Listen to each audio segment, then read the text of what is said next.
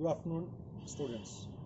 In the morning session, as you know, I have told you that Government of Haryana had suspended face-to-face teaching.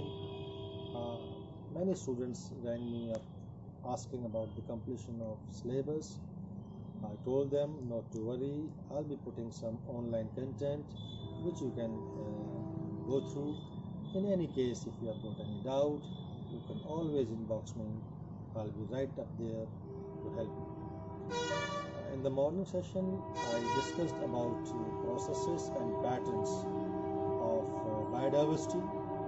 This is the second session, second part of that topic, where I'll be talking about losses and patterns of vulnerability. So, dear students, let us now get back to the topic. You know that there exists a tremendous wealth of genetic, species, and ecosystem diversity. Uh, these biological riches, the information and entities that constitute our biosphere are individually or collectively these days are in grave danger of major degradation or outright loss. So we need to be very careful, we need to be very vigilant, we have to be very responsible to protect our biodiversity, as this biodiversity not only sustain life but as life as a whole is very important. We talk about something about mass extinction. You know that these days, in the present era, present times, there is a opening phase of a mass extinction of species going on. So broadly, we can define as a mass extinction as an exceptional decline in biodiversity that is substantial in size and global in context and affects a broad range of taxonomic groups over a short period of time. In this sense, we can say that the present mass extinction, uh, if it remains unchecked by conservation actions of appropriate scope and scale, this could result into uh, mass extinction episodes of the prehistoric past. You know that overall there are out of 90% terrestrial species, 80% species exist in the tropics. So by this data, you can well imagine how tropics are very crucial to the sustenance of life on Earth. Tropical forests, they are not only the richest biomes uh, biotically, but they are also the biomes having maximum habitat depletion, destruction, because it's taking very fast. Uh, they are being destroyed, and this gross degradation and fragmentation may result in the loss of many ecosystem functions, including food webs. Regarding coral reefs, they are often richer in species per unit area than our tropical forest, and they are undergoing widespread degradation. You know, they cover about 6 lakh kilometers square or about 0.2% of the ocean's surface. Uh, 93% of the coral reefs are already damaged, and 5 to 10% of the coral reefs, they are due to human activities. They are being degraded due to human activities. If depletion continues at this present rate, then I think 60% could be lost within coming 20 to 40 years. Regarding freshwater ecosystems, they feature exceptional concentrations of certain taxa as well as high rate of endemism and are rapidly being degraded. For example, in Victoria, there is Tanganyika, Malawi. These are the three main East African Rift Valley lakes. They harbor 1,000 cichlid fish species. Victoria Lake has already lost at least 100 or 200 of its 300 cichlids. Most of this loss is due to the intentional introduction of a single species, the Nile perch. Now you know that tropical forests, they are the habitats where the loss is the fastest and extinctions are occurring at a tremendous rate. Total, if we talk about 10 million species are there, half of these species they live in tropical rainforests. Recent information from the Amazonian region of Brazil, based on satellite data, shows that not only are forests being lost outrightly, but the remaining forests are highly degraded through age effects and isolations, which greatly increases the total negative effects on biodiversity. According to WWF, 18.7 million acres of forests is being lost per minute, which is highly substantial rate of forest degradation. Forest destruction or degradation does not mean that forests only lose, but also species are disappearing at that point of time. Then the question arises, how shall we translate a 2% annual rate of forest destruction into an annual species extinction rate? How can they be correlated? This can be solved by following the analytical path as revealed by the species area relationship and theory of island biogeography. This theory states that the number of species in a given area increases as the jth power of area, where z generally ranges between zero point 0.2 and 0.35. If you see the equation, that is S is equal to Ca to the power z. If you compute that equation, for example, you can take C as 10 and Z 0.2 or 0.35, then if there is a destruction of 90% decline in the area, from 1000 to 100 hectare, then the loss would be predictably about roughly about 37% to 55% of the species, depending upon the particular value of Z. If we use Wilson's analytical model, this means that the annual species loss in tropical forest is somewhere between 20,000 and 30,000 per year, or between 50 and 80 per day. And you'll be surprised, of this data, 75 per day in tropical forest alone are being lost every day. Then a skeptic may ask, if extinctions are occurring in large numbers right now, then why are they not being individually documented? But for that, we have a question. We need to ask, how much solid evidence are there for this degradation? For this, conservation organizations generally require that a species fails to be recorded for 50 years before it can be designated in memoriam. For example, with this example you might understand what I mean to say. In peninsular Malaysia, a 4-year search for 266 known species of freshwater fishes turns up only 122, less than half, yet they are all officially regarded as still in existence.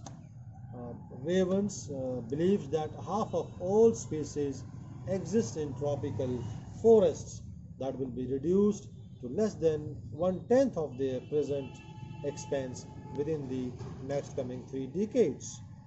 So if we go by this data, the situation is critical and we need to check the degradation by different strategies of conservation, whether in situ conservation or ex situ conservation, depending upon the species or the area in being questioned. So now we'll talk about, there are certain hotspots. You all know Meyer proposed them, There are about 34, 35 hotspots, but these are also the hotspots of extinctions. Uh, there is a critical regional losses. So before going to that, let me tell you what is a hotspot. By the definition, if we go, a hotspot is an area that features exceptional concentration of species with extraordinary level of endemism and face exceptional threat of imminent habitat destruction. So there are, as I told you, some 34, 35 biodiversity hotspots. There are certain important ones which I can name them. There are 14 tropical forest hotspots like Madagascar, Atlantic coast of Brazil, Western Equator, our Western Ghats, Eastern Himalayas. Sunda Island is one of them. The Philippines is another. So the list is long. There are four Mediterranean biomes hotspots: California, Central Chile, etc. Now we come to the patterns of species vulnerability. There are three broad categories of species that appear to be unduly vulnerable to extinction: rare species, long lived species, and keystone species. All these categories, these are the categories which are highly vulnerable to extinction. I repeat: rare species, long lived species, and keystone species. So let us discuss one by one what these are exactly. So, rare species. A rare species is a group of organisms that are very uncommon, scarce, or infrequently encountered. In the book on the origin of species, Charles Darwin observed that rarity is the attribute of a vast number of species in all classes, in all countries. In general, rarity makes a species more vulnerable to both natural and human-induced extinction. A species may be rare because of three important categories, like first of all, a high restricted geographical range. Any species having a high restricted geographical range will be a rare species. Second, high habitat specificity. If the species is very specific in its habitat, that is bound to be a rare species. And third is small local population size. So we can again conclude, like a rare species is that species which will have a very high uh, restricted geographical range. Number two, it will have very habitat specific. It will be a very small local population. So a broadly distributed species that exists at low population size may weather such events quite well, but be more vulnerable to loss of genetic diversity and inbreeding. A broadly distributed habitat specialist, such as wetland annual, is vulnerable to any broad actions that influences its particular habitat, such as population and reduced rainfall or climate change.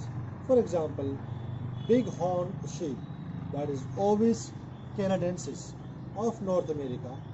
In this, their number before European settlers arrived in 2 million was 2 million. Now there are just 5,000 of them are left or living in small, widely scattered populations. So rarity is especially a key characteristic of large number of tropical forest species.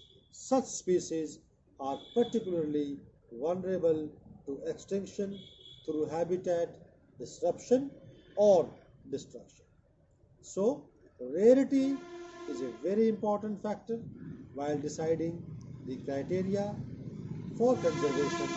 We must conserve those species which are rare because they are most vulnerable. Second is long-lived species. So long-lived species are typically, they have a suite of life history characteristics well suited to long-term predictability, but not conducive to rapid response to a human disturbed world. These characteristics include delayed sexual maturity, low fecundity, reliance on high juvenile survivorship, and cessation of reproduction and protection of the adult phenotype when times are bad. Together, they mean that long-lived species have great difficulty in responding to environmental changes that reduce their population. That is, they cannot easily bounce back from major population fluctuations or declines because their reproductive rates are so low and they take so long to mature. So first we discussed about rarity, and this is second is long-lived species. Both these type of species are quite vulnerable to extinction.